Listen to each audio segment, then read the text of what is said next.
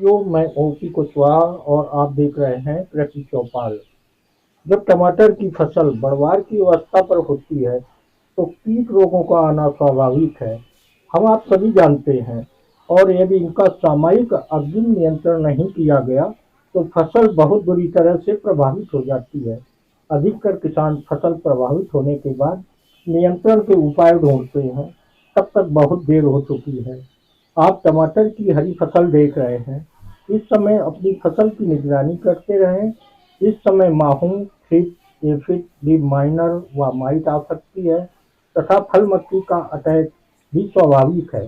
यह मक्खी अपने अंडे पत्तियों के निचले सतह पर देती है। कुछ समय बाद इनके निप्स पत्तियों को नुकसान पहुंचाना शुरू कर देते हैं।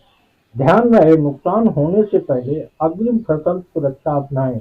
इसके लिए पीपीएनपी, नीम ऑयल जिसमें 7 तरह की मारक क्षमता होती है, स्प्रेड ऑल 90 के साथ 8-10 दिन के अंतराल पर छिड़काव करते रहें। इनके परिणीय छिड़काव से कोई भी कीट आपकी फसल पर नहीं आएगा।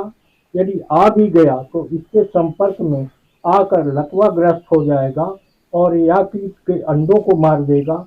कोई भी कीट इसके प्रति प्रतिरोधक क्षमता उत्पन्न नहीं कर सकेगा। स्पेडाल 90 दवा की तीव्रता बढ़ा देता है तथा पत्तियों के निचले सतह पर जाकर कीट व अंडों को खत्म कर दवा का असर पूरे पौधे के तंत्र यहाँ तक कि जड़ तंत्र तक पहुँचा देता है। यह दवा में 6 तरह की मारक क्रियाशीलता को बढ़ा देता है। यदि आप इस तरह इन दवाओं का प्रयोग किया तो कीट को भनक लगते ही कीड़ा अपनी फसल में नहीं आएगा। इसके प्रयोग से मित्र कीट नहीं खत्म होंगे जो आपकी फसल की पैदावार बढ़ाते हैं। आपकी फसल लंबे अंतराल तक फल देती है और फसल की सेहत सही रहती है। न्यूट्रिशन वैल्यू से भरपूर आपकी फसल की पैदावार मिलती है। लेकिन यह सारे लाभ आप जहरीली कीटनाशक से नहीं ले सकते हैं। हाँ, कुछ समय के लिए लाभ तो मिलेगा, किंतु फसल केमिकल के पावर से तनावग्रस्त होगी और फसल अवधि घट जाएगी। कीट प्रतिरोधक क्षमता पैदा कर अपनी पीढ़ी बढ़ाता रहेगा या केमिकल के प्रभाव होते हैं। टमाटर की फसल में फल भेदक चुंडी एक गंभीर समस्या है। यह फल मक्खी द्वारा फैलती है। फल मक्खी अपने अंडे पत्तियों के निचले सतह पर अंडे रखती है। कुछ समय बाद उनके निप्स फसल में फैलकर नुकसान पहुंचाना शुरू कर देते हैं और फिर पत्तियों के ऊपर दिखाई देते हैं। फिर ज्यादातर हरे फलों को नुकसान पहुंचाते हैं। सुंडी फलों के अंदर आगे का भाग प्रवेश करती है और अंदर ही अंदर फल को ग्रसित करती है। पिछला आधा भाग फल के बाहर रहता है।